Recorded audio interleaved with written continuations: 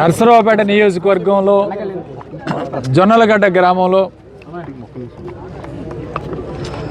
నేను మరియు అనిల్ కుమార్ యాదవ్ గారు కాబోయే పార్లమెంటు అభ్యర్థి ఇద్దరం కూడా పలు అభివృద్ధి కార్యక్రమాలకి ఈరోజు ప్రారంభించుకోవడానికి విచ్చేయడం జరిగింది.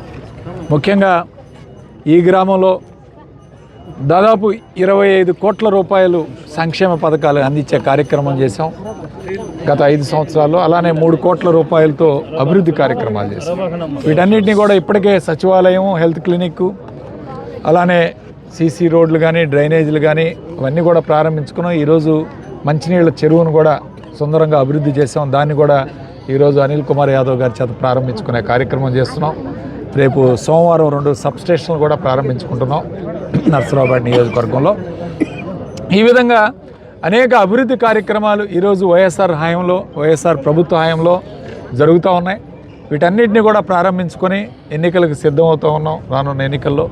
అట్లానే ఈ తెలుగుదేశం పార్టీ నాయకులకి వ్యక్తిగత కారణాల వలన జరిగే హత్యలు కానీ, లేకపోతే గొడవలకు కానీ వైఎస్ఆర్ కాంగ్రెస్ పార్టీకి ఆపాదించడం అనేది సరైన పద్ధతి కాదు. మొన్న నర్సరావుపేట నియోజకవర్గంలో జరిగిన తురిమెళ్ల గ్రామంలో జరిగిన సంఘటన కానీ, నిన్న మాచర్ల గ్రామంలో అనేక సంవత్సరాల నుంచి ఫ్యాక్షన్ విలేజ్, అది ఫ్యాక్షన్ గొడవలు 2 గ్రూపుల మధ్య జరుగుతున్నాయి. వాటన్నిటినీ కూడా రాజకీయంగా పులిమి వైఎస్ఆర్ కాంగ్రెస్ పార్టీకి, అక్కడున్న శాసనసభ్యులకి పులిమే కార్యక్రమం చేయటం ఒక ఆనవాయితీ అయిపోయింది తెలుగుదేశం పార్టీ. దీన్ని తీవ్రంగా ఖండిస్తున్నాం. ఎందుకంటే మేము ప్రశాంతంగా ఉండాలి ఈ నియోజకవర్గాలను కోరుకునేవాళ్ళం. నర్సరావుపేట నియోజకవర్గంలో గత 4.5 సంవత్సరాల కాలంలో శాంతియుతంగా ఎక్కడా కూడా ఇబ్బంది లేకుండా చేసుకున్నాం. కొన్ని చెదురుమెదురు సంఘటనలు సహజంగా జరుగుతాయి. పల్నాడు ప్రాంతం అంటేనే ఈ ప్రాంతం ఫ్యాక్షనిజానికి, అలానే తగాదాలకి ముందుంటుంది.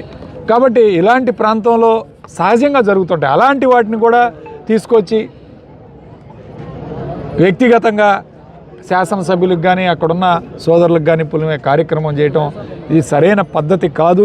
దీన్ని తీవ్రంగా ఖండిస్తూ ఈరోజు ఎన్నికల ప్రచారం ప్రారంభించాం. ఖచ్చితంగా నర్సరావుపేట నియోజకవర్గంలో రానున్న ఎన్నికల్లో 7 అసెంబ్లీ సెగ్మెంట్లు, అదే పార్లమెంటు విజయకేతం వేసి ముందుకు వెళ్తామని చెప్పి ఈ సందర్భంగా తెలియజేస్తూ సెలవు తీసుకుంటాం.